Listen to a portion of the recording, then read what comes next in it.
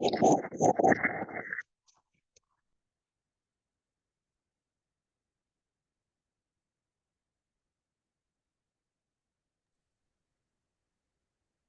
Dave. Hi, Lucy. Hey, whoop, got a little bit of echo. Just a second here. Hmm.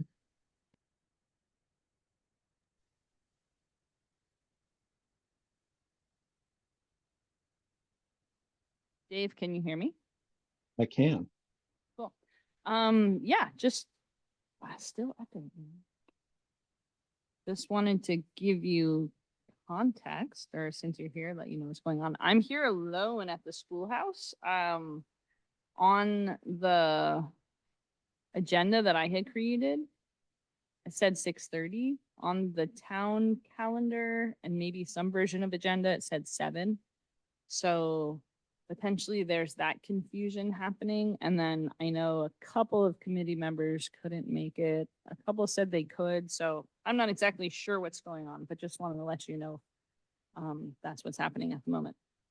Oh, thanks. Yeah, I logged in at 6:30 and it said meeting starting at 7 or 6:55. I thought, okay, I just got it wrong. So Yeah, sorry. Yeah, I was no worries. chagrined to see that confusion repeat itself, and Yeah, and I think the link, I should have done better to clear it up. So no worries. I think the link in the agenda document yeah, is doesn't work. I just saw that, and I remember you saying that last meeting, and I think I see what's happening, but I wonder if it happens because for me what I see is that in the agenda template that I use, the Yep. part where the link is like a I could see how it's like a separate editable thing that I could see how it wouldn't come up as a live link. But have you encountered that with other committees as well? That like either a not live link or a live link? What Yeah, do I you, think Parks and Rec had that once. but you also encounter committees with that same agenda template where it is a live link. Oh, I don't know. I don't know who uses what template, but at least one other committee has had the same problem where the link didn't get put in. I mean, basically it's in a picture. So Right, it's a Patty at one picture. point did Yeah. the link for Parks and Rec, and it was like a little image, which Yeah, isn't very it's like helpful. exactly, it's like an image of a link instead of being an actual link. Yeah.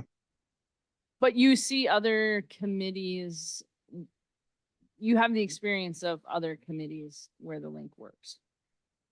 Well, I'll say I have experience of other committees where the link works, but I don't know what template they're using, or Yeah, yeah. I haven't Okay. paid any attention. So Okay. Well, I see Andrew Pierce coming in now. So I'm gonna maybe go back on mute for a sec and just check in with sure. him. Okay. Thanks for being here. Dave, do you want to be on Okay. our committee? No. Are you sure? Yes.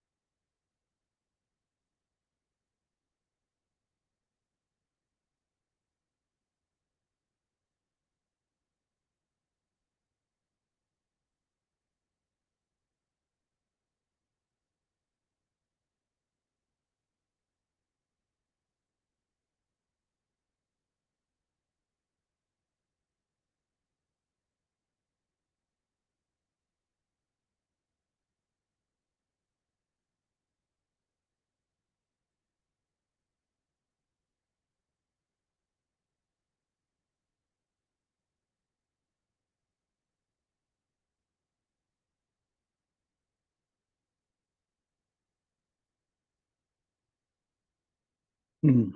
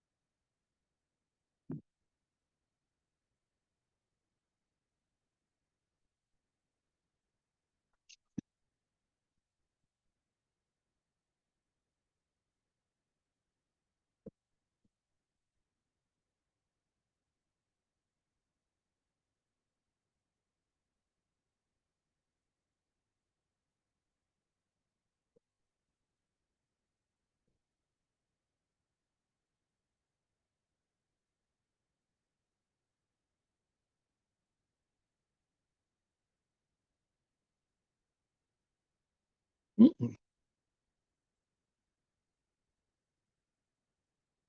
Mm,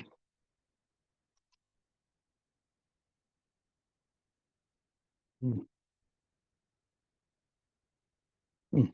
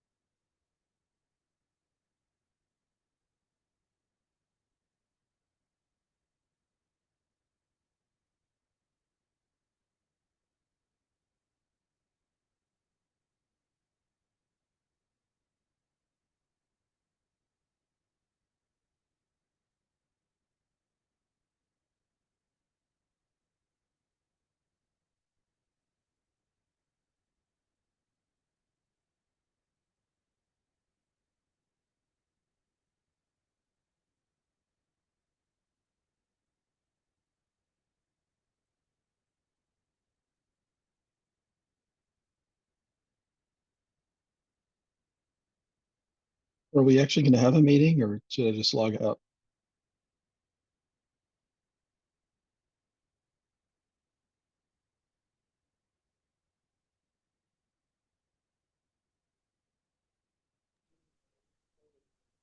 Here we are.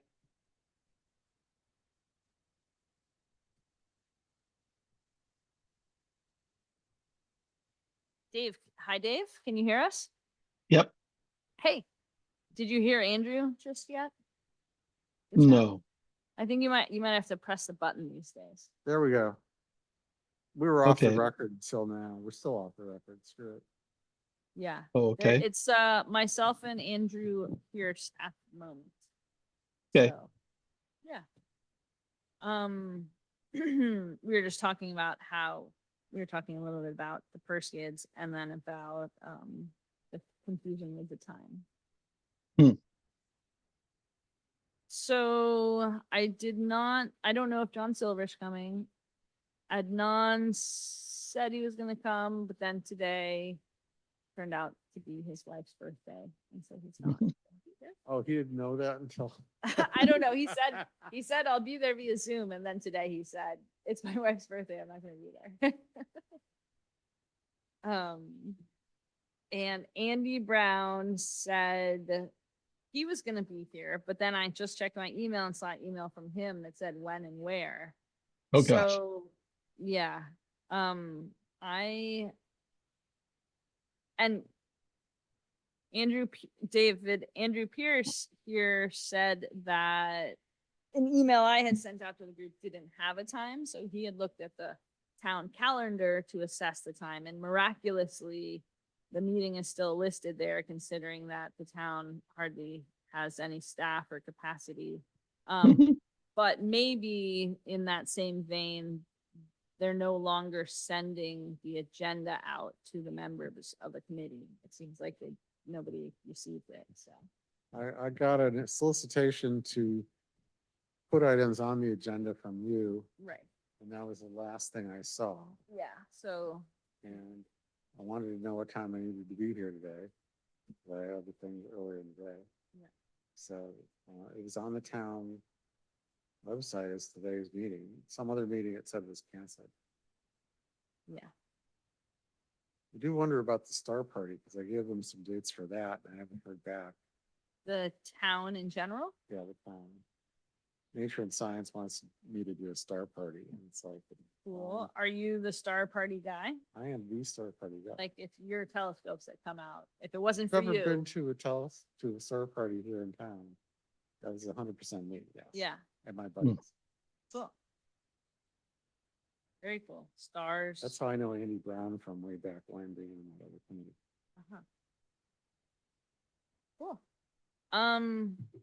Well, I don't think I have Andy's number I don't know if I need to call him or anything, but yeah, we could just do you want to, Andrew, just like abandon the ship of the meeting since we don't have quorum, or do you want to just chat about things related to race and equity in Portola? Oh. You think if I have anything important to say to my small audience here? Um,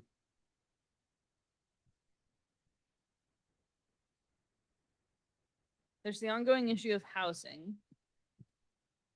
And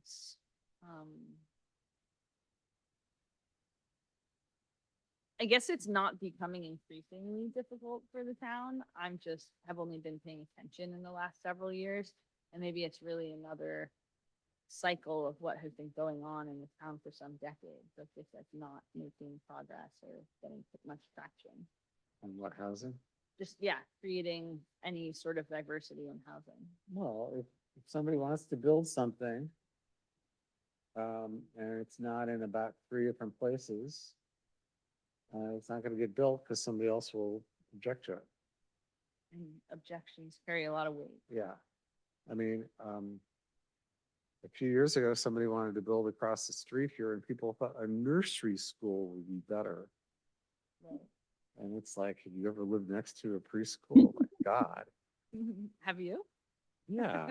screaming kids all day long. You Don't you have think- lived next to a preschool? Yeah, no, thank you. I know, kids are really loud, so loud. You could hear 'em from part of Madeira school where I lived, but Right, that's only a certain time. So, yeah, and there's only so much land, as we know. And even the most pro-housing people, if they happen to live across the street from the little piece of land by Corte Madera School or something else, will find it um, um, this is why I'm not running for city council, because I sat on a committee for a year Mhm. and I saw every idea anyone ever had shot down because we can't do it there. Yeah, I think Um, that's an accurate, if unfortunate, summary. Yeah.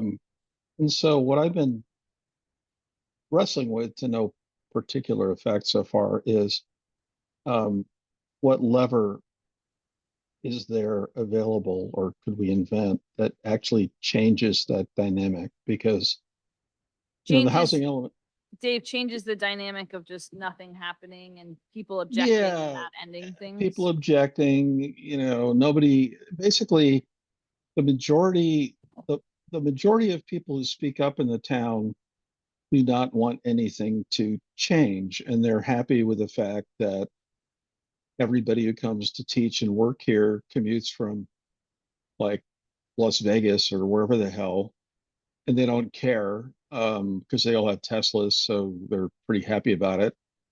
Um, Seriously, it's just nuts to me. Like they want me to replace a gas range with an electric range, but God forbid the teacher might not have to come from Livermore.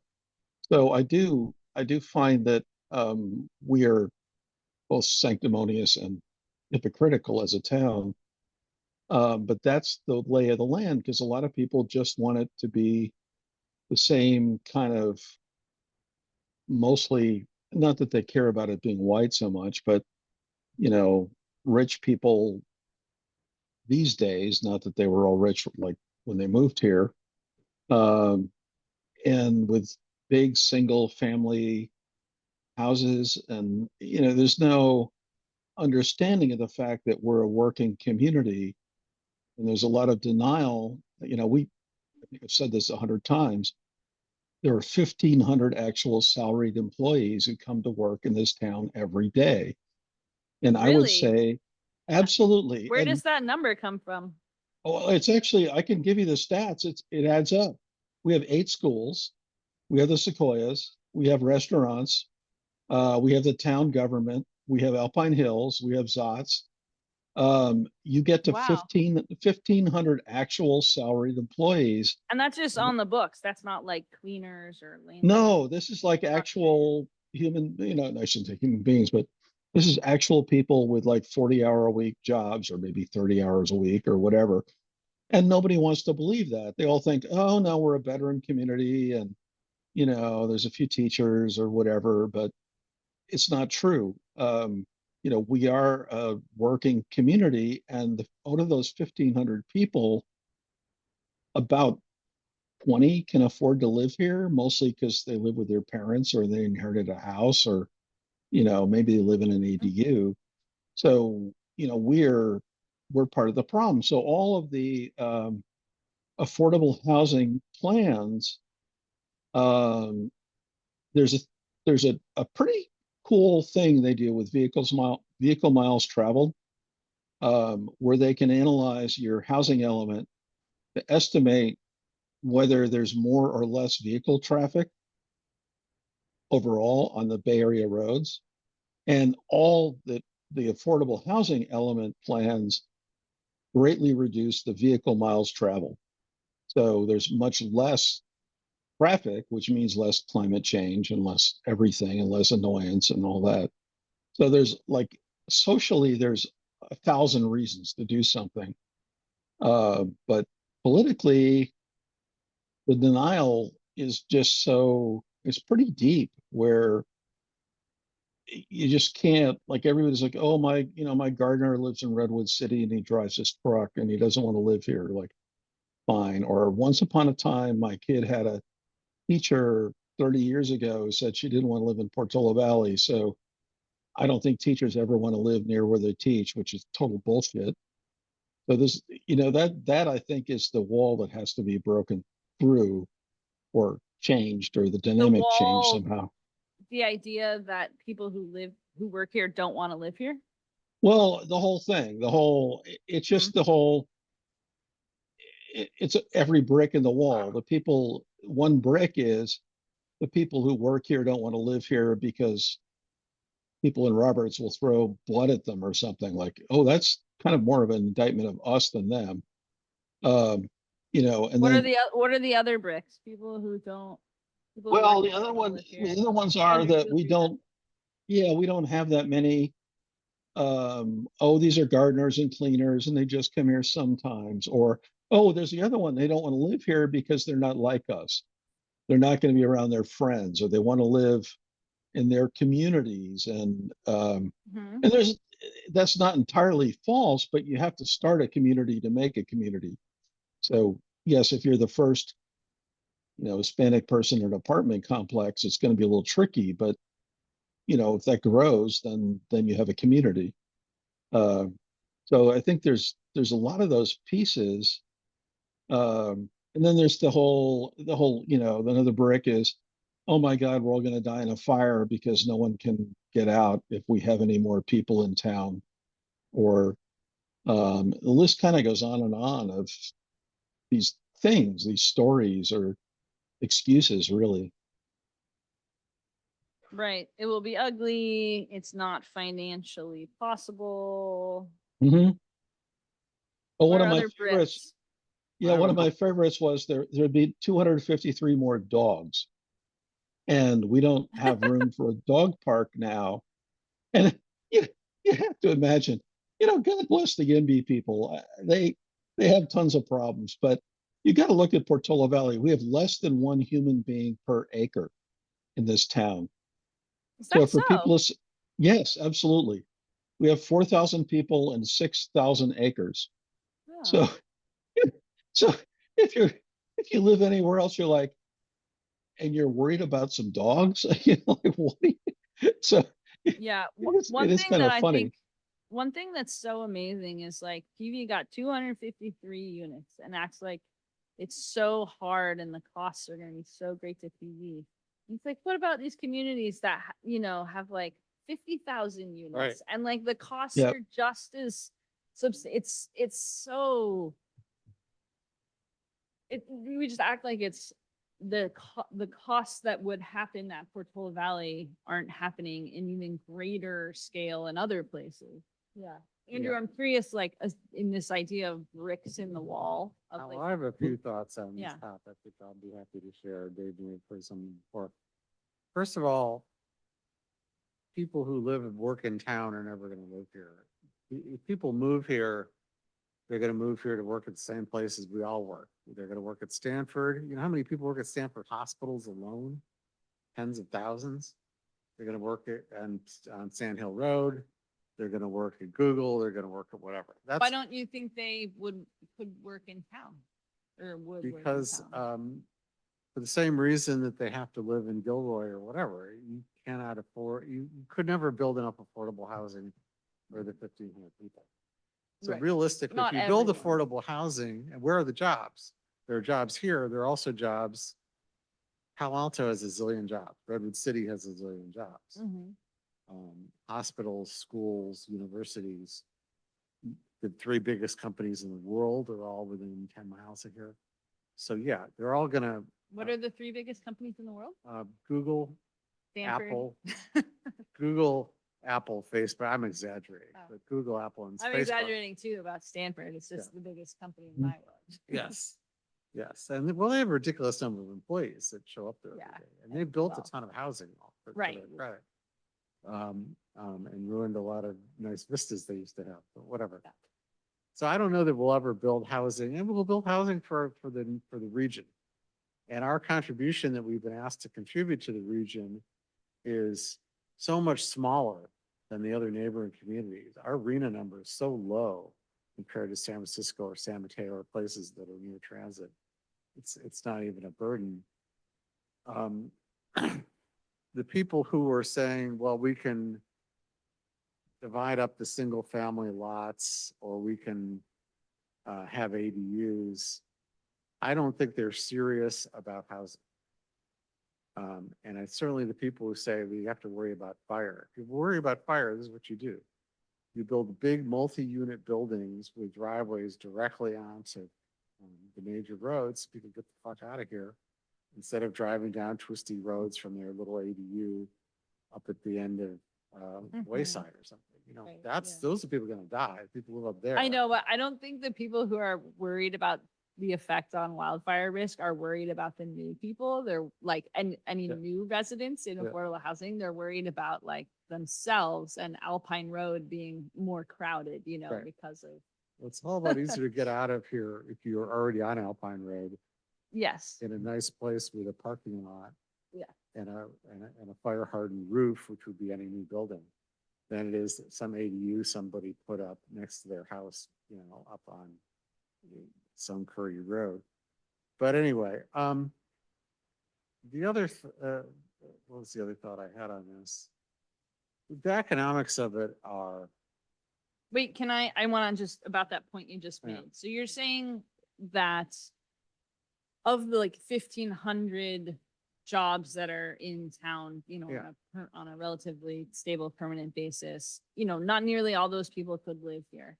And then well, they if, never will. They right, never and then if there was affordable housing created here, those people wouldn't necessarily work in town. They might want to work in all the other jobs in the Yeah. surrounding area. It's There's nothing that 15 would, minutes to Stanford. 15, that's why Right. it's expensive to live here. 'cause it's Right. 15 Yeah, minutes. if I can add a footnote to that, because Mhm. there are a couple ways you can finesse that if you want. First of all, for example, assuming the Stanford Wedge gets built, there'll be 12 below market rate units, which Portola Valley will have priority on allocating. And we have several staff members who would love to live, like even Sharif takes a 90-minute motorcycle ride from San Jose every day. And he would love to live near here, and he doesn't think he could ever do that without help. So in a small scale, there's that. In a larger scale, you go to something like whether it's Dorothy Ford Park or whatever, you can do what Menlo Park does. Is they have about 70 houses that they, I guess, own, and they rent, and all the Menlo Park residents at below market rate value, assuming you qualify, and they rent it with priority to Menlo Park residents. So you can, or I guess people who work at Menlo Park, I should say, because obviously once you get one, you're a resident. Does Um, the town own that housing? yeah, they control it. I don't know what the financing is, whether they have a technically they have $1 billion thing or whatever. But yes, that's they have a ton of houses that they then can lease, I guess, out or something like that. And of course, But we own Dorothy Ford Park, so we would have a lot of a controlling interest in what we did there, for example. if the Um, town had a controlling, yes, you're saying if the town had a controlling interest in an affordable housing development, they could give priority to people that work in Portola Valley. yes, and in fact, I don't see any way anything gets built. Um, it's only going to be built one of two ways. Either you've got somebody like Jim White, who is a mega donor and is happy to chip in the property, or the town's going to have to own the land one way or another, because you can't, an affordable housing developer cannot actually do an affordable housing development without someone giving them the land. And whoever gives them the land has a big say in the project, because that's a big piece of it. And the third one, which everybody in the county seems to do except for us, is teacher housing. I mean, it's nuts. Everybody's doing teacher housing except for our school district that spent $50 million on other stuff and doesn't seem to care. And I'm not, our daughter's 31, so what do I know? But That's another way to do it where the school districts have property and Corte Madera has the road remnant, or we have the road remnant or something, so Right. that's another way to give teachers preference, which is, like I said, super popular, but doesn't seem to have any traction here. Yeah, it's funny, we're not a town where really children are highly valued. There aren't that many of them and a lot of them don't go to public school. Um, it's funny that way. Most people move here when their kids are already grown-ups, like I did. Mhm. A lot of people move here when their kid graduates from gun or whatever. Hmm. Which is what we did, but I've met a lot of other people in that same boat. Well, so the Priory does provide housing for its people and they're building more, hopefully. Mhm. Yeah, which is great. And the Sequoias does a little bit. Sequoias does have any housing? They have some housing, yeah, Oh, I didn't realize they had any. yeah. It's not like staff housing or anything. Yeah. Andrew, I'm sorry, Yeah. I interrupted you before because I just wanted to clarify your first point, but what was your other? you Well, were my gonna say other something? thought was, we do have a lever, which is, I think we're out of compliance with RENA, right? Didn't we get the first rejected plan in the whole state? So theoretically, anybody could do anything, then, right? Dave, is that, you've probably been paying the most attention. Is that true at this moment? Well, yes on one and maybe on two. So we are technically not in compliance. We have submitted a new plan, and in a kind of weird turn of events, nothing has happened with it. And I don't know if that's because the state like put it in the wrong file cabinet, or we don't have anybody here who's noticed there was a reply. That could be. So Nobody's checking the email. it's I been, know. I think, like 2 months, and it's supposed to be a 30-day review cycle, but we haven't had many meetings here, and people are on vacation, and but in theory, it's going to be a little dicey because the plan is kind of a Hail Mary, because basically everybody weaned out and they didn't actually want to do what they were supposed to do. So they kind of made a plan that looked good on paper, and they're hoping the housing HCD will approve it. And then we can breathe a deep sigh of relief and ignore it for a while or something. What do you But mean nobody wanted to do what they were supposed to do? What is that? Who's that? oh, for Zoning needed to be example, changed. Yeah. yeah, for example, there are 5 lots. Like originally, Glen Oaks was supposed to have more stuff, and people weren't that happy about it. So they trimmed a little stuff off of Glen Oaks. And then the Ladera Church didn't really want to do 10 units, they didn't want to do 6, but in order to make the plan work, we had to say they were going to do 10. So we came up with a zoning to do 20 units per acre, that the Ladera Church said, well, we don't even know what this means. We can't do this. And Mhm, then Jim White had a similar reaction to some of his lots, for his mhm. lot, going, I can't, no, I can't develop under this plan. So 3 or 4 of the people whose lots were being rezoned, which by itself is a little spooky, like, okay, great. So out of the whole town, we're picking on 4 tiny lots. Out of those, like 4, oh, and then we didn't rezone the wedge. So, which would have been a no-brainer, I think. If we really want to build a wedge, we should have at least made a good face gesture to say, okay, we're going to approve the zoning Stanford wants for the wedge, but we didn't do anything. So it's still stuck in a draft EIR and whatever. So kind of they cheesed out a lot on because of political pressure and the usual, nobody wanted to do anything. And they're kind of hoping they can squeak it through and fix it later. Um, but Mhm. if I'm HCD, especially if I got a lot of letters from the property owners going, excuse me, like Stanford said, we're not going to develop under this plan. This is wrong. This isn't what we agreed to. And they sent a letter like that to HCD. So at Mhm. some level, I don't know who reads these things at HCD, but they might go, well, this seems a Hmm. little weird to us. Yeah. Or they might approve it because on paper, it kind of pencils out. So that's cliff one. Cliff two, which I think is a much bigger deal, is that we and other towns have been relying on a kind of made up study from 2008 that says that ADUs can be classified as like 1/3 affordable because on average they were 1/3 affordable. And we've coasted on that for a long time. And a number of people sued over it recently, and that the San Mateo civil grand jury got involved and said, well, that's not right. I mean, these things prove to us they're actually affordable. Now, the number of our ADUs that are actually rented out to people who have a provably below average income is like, I don't know, it's not none, but it's not the 120 in our plan. So that theoretically, if the current power structure in Sacramento stays in charge, is going to be a big problem because they're going to go, no, I'm sorry, this doesn't make any sense. A bunch of pool houses, which it is mostly, and they're $1 million, pool houses. They're not affordable housing units. So that's kind of the weird state of play. So it's a little unknown, and it could go either way, depending upon the political winds, maybe, or whatever.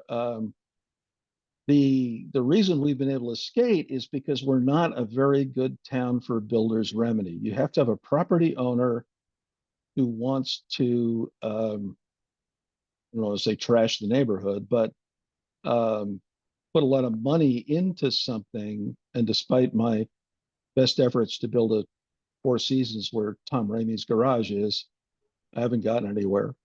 So so it would kind of take that kind of thing from a current property owner, and we haven't. Nobody's really stepped up to that. If somebody did, then that would change a lot. If somebody came in and said, we're going to buy, the Neely Winery and build like 10,000 Yeah, acre, 5,000 acre, Disney World, that would change things. yeah, there isn't really a suitable site for a building remedy, and Sanford wouldn't use it, so, I mean. 'Cause Right. That's right. Why would they not use it?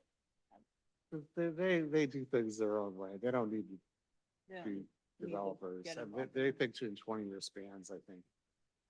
So they're not Yeah. gonna jump, and they don't wanna piss off. the town, Sure, Mhm. so, I mean, they're here. Yeah. If I was the owners of El Mirador to have my shit together, I would do it. But they don't have their shit together. They're all over the map, and maybe Post owns it, or I'm not sure. Lucy probably knows more than I do, but that would be a I property. I do know a fair bit about what's happening there, and they're not in a place to make decisions. Yeah. So there's that, the builder's remedy isn't Agree. really gonna work. I wonder what else is triggered by not being in compliance there. And then there's just the sheer economics of it, which is we all benefit. I mean, I just got an appraisal because I'm doing a refi in my house. And yeah, it went up by 2 million since I moved here, and I didn't move here that long ago. Well, 15 years, but whatever. So why did it go up? Because there's a shortage of half-acre wooded land 15 minutes from Sanford. That's why. And why would we take away from that? Where I live on the ranch, I don't actually want ADUs all over the place. I would rather they build on flatland. Mhm. Because the guy that laid out the ranch, the Whalens, did an awesome job. And it's pretty clustered, actually. I mean, so it's steep and it's fire danger and all that. They did an awesome job. I'm not against single family when it's done like that. And I'm not in favor of putting an ADU in front of your house like my neighbor did. But there's flat land, there's empty lots, there's the road remnant. There's all kinds of there's the dog park on the ranch. You could build probably 30 units if you looked around. On flat land that's next to a road and not hanging off a hillside. But right now it's just going to be ADUs. The guy who built the ADU on my street believe me, nobody low income is ever going to live there. Ever. He built it so his house would be worth more when he sold it. Hmm. That's why he built it. And he did. Yeah, I think those are great points. And as far as the other downsides to being not in compliance, I think the first thing is you don't want to be the first person to stand up above the trench. So the state is going to try and make some examples of people, whether it's the mountain lion defense of Woodside or whatever. Um, other than that, they only have so many lawyers. There are nominally fines and they can sue you and they can take over your zoning. And then the question is, well, I don't know, are we that important? So whether those are real threats and there's fines, yeah, big fines they can levy, but nobody really knows yet because HCD hasn't had an enforcement arm until this cycle, how deep that's going to reach or where they're going to strike, or, just nominally because you're foul of some law doesn't mean that the sheriff's going to show up tomorrow. So, there's a lot of gambling, I think, going on there. I'm a little surprised there hasn't been more backlash. I mean, you hear people here in town, which is a small town, who hate Scott Wiener or whatever. But I am surprised there hasn't been more backlash to the housing requirements. And I do wonder if that's coming down the road. Obviously, San Francisco is highly affected by the number of units they're supposed to put in. And they don't have much land either. So I wonder if that's ever going to happen, but we'll see. Oh, I think there's maybe I spent too much time on PV Forum, but Ellen Vernazza is definitely running on the screw you, don't build here, local control platform. Uh, Carter's, interesting because he's smart, but he doesn't really want a lot of the stuff here either. Carter? For the whole yeah. Okay.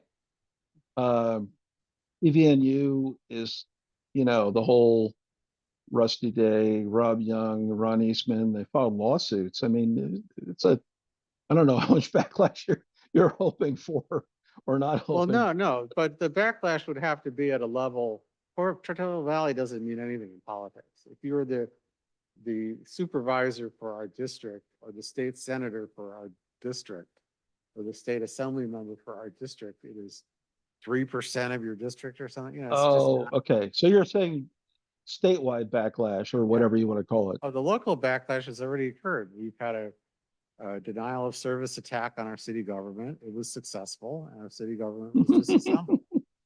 What's a denial of service attack? Yeah, What, explain that? I haven't heard that. lawsuits, FOIA requests, Mhm. requests for information, filling up meetings, sending out a zillion emails, false Right. studies. So not That's the same all- one Elon Musk claimed ruined his press conference yesterday, but Yeah. interesting way to look at it. They right? made it so unpleasant to be a planner or Yep, anybody yep. else in this town Mhm. that everybody left. That's why they left. And it was Yeah. impossible to get stuff done because there were so many requests from so many people about so many things. And that was on purpose. It was not by accident. And it worked. I just haven't heard that expression before, or that. Well, it's like when you flood some businesses' servers with Yeah. fake requests or something.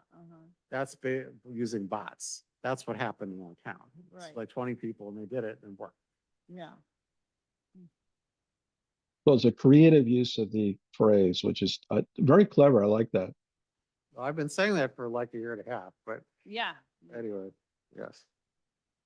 Yeah, I'm a little surprised too. I listened to the Catalyst calls, which is one of the larger lobbying groups that's working to, I don't know, burn the house down in Sacramento or whatever.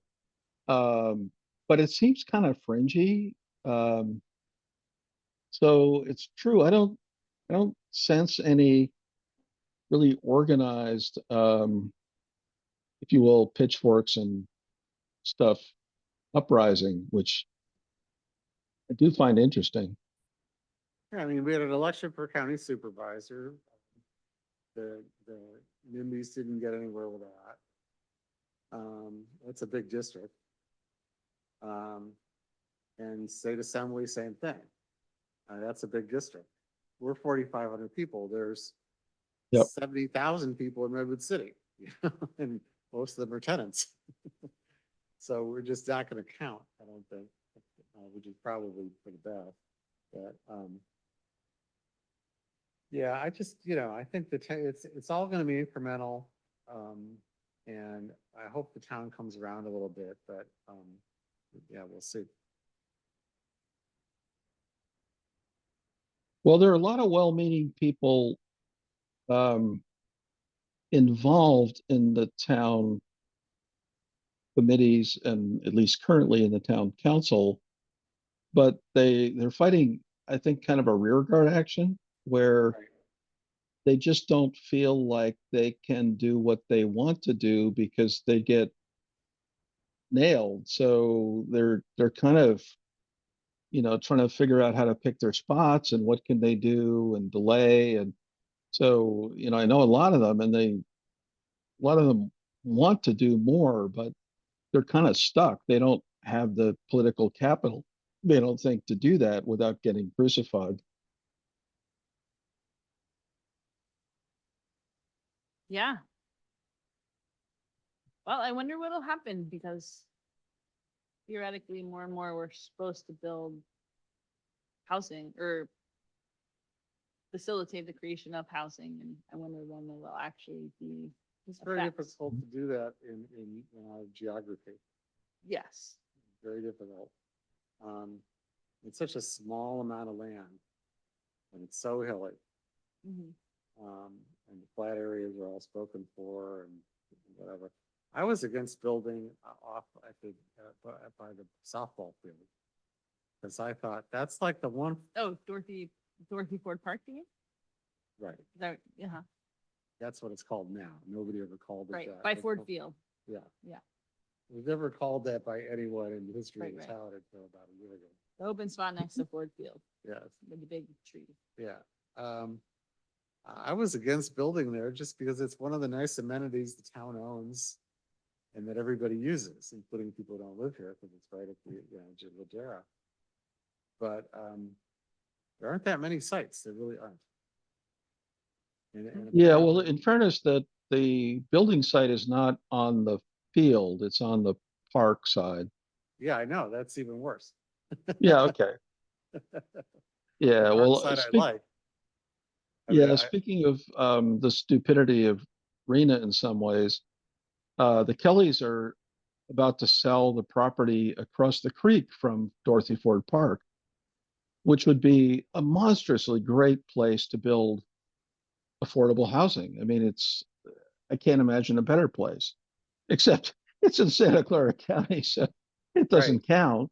Just like if you go down the creek to the tree farm, there's another place you could build it, except that's Stanford land, and Stanford's not allowed to build west of 280 or whatever.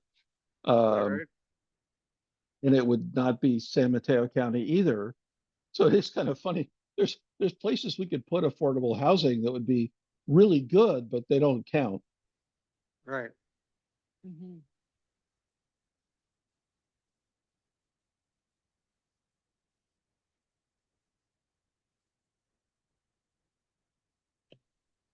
I'll just add one more thing, which is to some extent, people like the Community on Green Foothills, the Sierra Club are responsible for this because they made it impossible to build in the Bay Area. And it was on purpose. They didn't want a large population growth here. I want to go to Mhm. meetings, people saying, yeah, we don't want more people here. Well, but the corporations decided this is where all the really nice jobs were gonna be. And so all the people are living. I do want to say this, when you drive around the Bay Area now, every time you go on 101 or any freeway, there's all these big boxy buildings that are housing. And all the big box stores are getting torn down and being replaced. That's all well and good. What that means is all the new housing is in places nobody wants to live, Next to the freeway. next to the freeway. Because nobody's gonna protect the Caltrans right away, and Caltrans is happy to have it developed. So you go in Sunnyvale or places like that, there's all these giant ass buildings, and they're always like, you wouldn't want your kid living there next to, yeah, my kid lived next to 280 in San Francisco, but, and the nice areas are all protected. Hmm.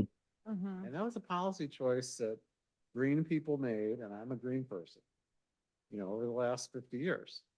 We protected all these areas, and there will never be ticky-tack housing, And so the ticky-tack housing which needs to be built, is gonna be built right next to 101, or right next to E5, or whatever.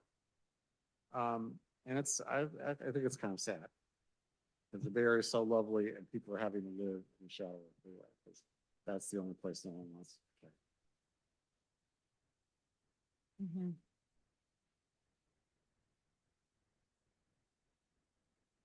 Well, I find this to be this has been a good conversation. Both of you are. Yeah, I just think about this subject a lot, as obviously both of you do. And it's such a rompecabezas is how you say puzzle in Spanish. And I think it's like Mm. like a head breaker, a Mm-hmm. rompecabezas. And yeah, you wonder how it will get broken or put back together. Or if it'll just go on like this indefinitely. Well, to some extent, corporations are moving away because their employees can't afford to live here. Mhm. That's one thing. Yeah, but there's still the 1,500 plus Right. workers in Yeah. Portola Right. Valley. Yeah. Yeah, and to Andrew's point, I think this is the chicken and egg thing is the NIMBYs go, oh, we don't need more housing because people are moving away, but people are moving away because we don't have more housing. And at some level, that's going to affect all of us. I mean, you know, making $1 million at Google is one thing if you have 1,000 engineers who work for you, but if they all move to Colorado, well, you're going to have to move to Colorado, or I mean, we can't hollow out the Bay Area and expect all these house prices to the extent people care. Where it's all intertwined, and our economy needs to be vibrant and grow, and that's how we got here. We didn't get here by owning a horse ranch or something. Most of us got here because we made money doing something else.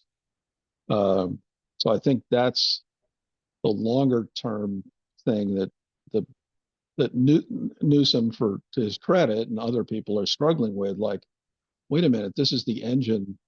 We need to fire up the engine that makes California, and that takes people, and that takes jobs, and the people have to be able to afford to live where the jobs are, or they're just going to keep moving. Yeah, well, it's like Manhattan. You can't afford to live there, but people still live there.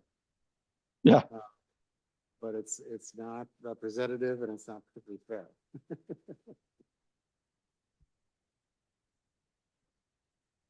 Well, thanks to both of you for this conversation. And Sure. we'll try again next month and have more members here. All right. Thank you, Okay. David. You're very welcome. Thank you. Au revoir. Au revoir.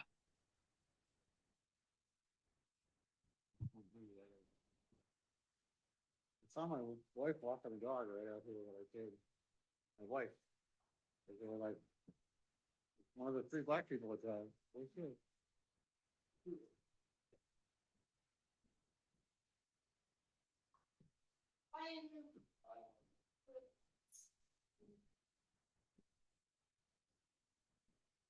Oh, the relative, find out. Oh, the relative, why they didn't stop.